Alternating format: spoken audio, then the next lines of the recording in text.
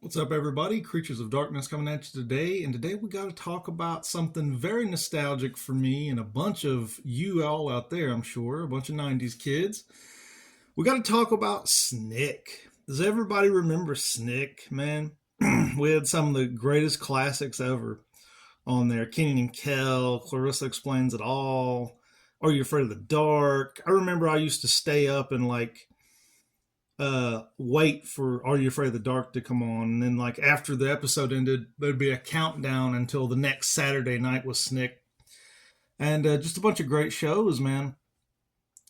But yeah, Snick was it was a 2 hour programming block, and it started on August the 15th, 1992, and ended on January the 29th, 2005. By that time, I'd pretty much grown out of watching Nickelodeon. I was 15 in 2005, so I wasn't around for the last episode that ever aired, but I was definitely there for most of the 90s run of Snick and some of the early 2000s as well.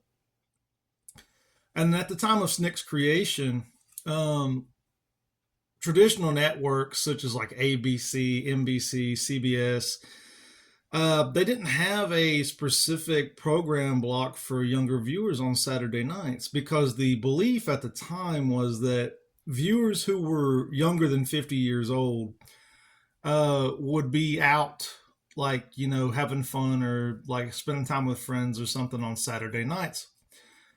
And this would explain why shows like NBC's Golden Girls and The Empty Nest were the most popular shows on Saturday nights at that time period. Now, previously on Saturdays, Nickelodeon themselves had a Saturday night time slot, but it was older sitcoms. And then Nickelodeon was like, you know what? They hired a new president of the thing, and her name was Geraldine uh, Laybourne, and she wanted to expose the myth that there was no audience for children's programming on Saturday nights. So Laybourne was like, you know what? Let's come up with a block on Saturday nights just for a younger audience. Let's get some fresh blood. And she did. She did. And it became a mega hit. It became a smash hit. It was probably one of the most popular things Nickelodeon has ever done. Even to date, they've never had more viewers, even now, than they had with Snick, the Snick lineup, Snick Run. And it was mega popular. I remember I always watched it as a kid. I used to love the big orange couch. Everybody remembers the big orange couch. And I had a huge crush on Clarissa from Clarissa Explains It All when I was a kid. And everybody loved Are You Afraid of the Dark? Everybody loved Kenan and Kel. Kenan and Kel was hilarious. And just so much great memories from our childhoods, from our 90s childhoods and early 2000s childhoods.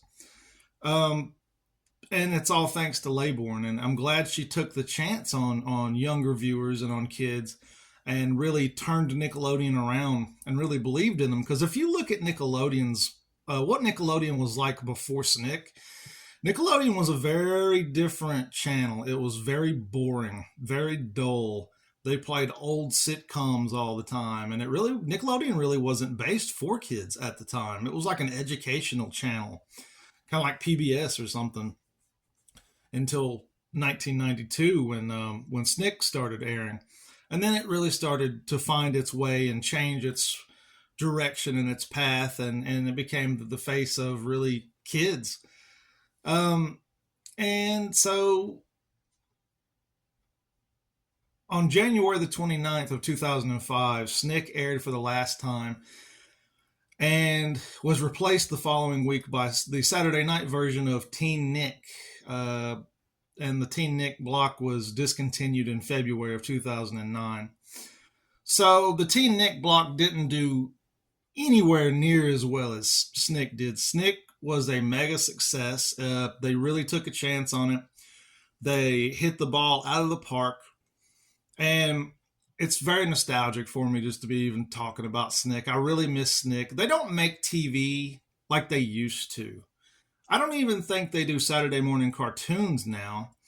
Um, it's the whole thing is different. It's not like it used to be. These channels, these TV channels, have lost their identities. They don't have identities anymore because of live streaming and stuff. Most people just watch live streams now. That's another thing too. Like, kids will never know these days what it was like to be watching Snick or like any show back then, and like you're waiting for a commercial, and then the commercial comes on and you run to the bathroom to use the bathroom, and you run back to your room during the commercial break. Kids will never know what that was like because it's all so accessible to them now, and to us it wasn't.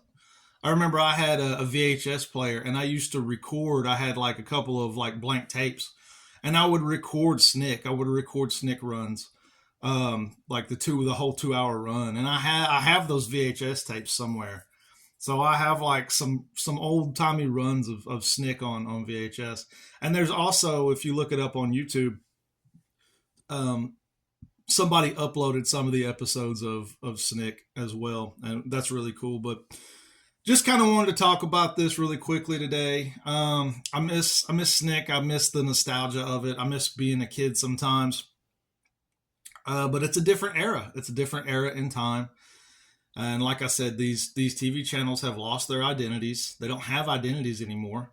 There isn't really programming for specific groups of kids or adults anymore.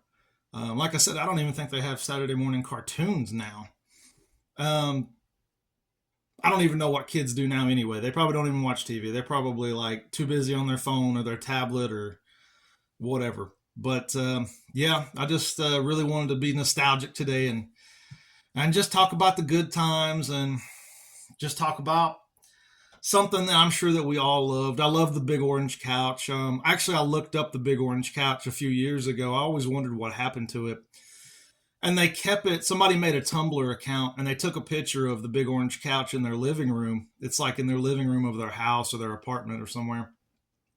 And it was apparently in the warehouse at Nickelodeon Studios. And Nickelodeon Studios was just going to throw it away. They were going to toss it out.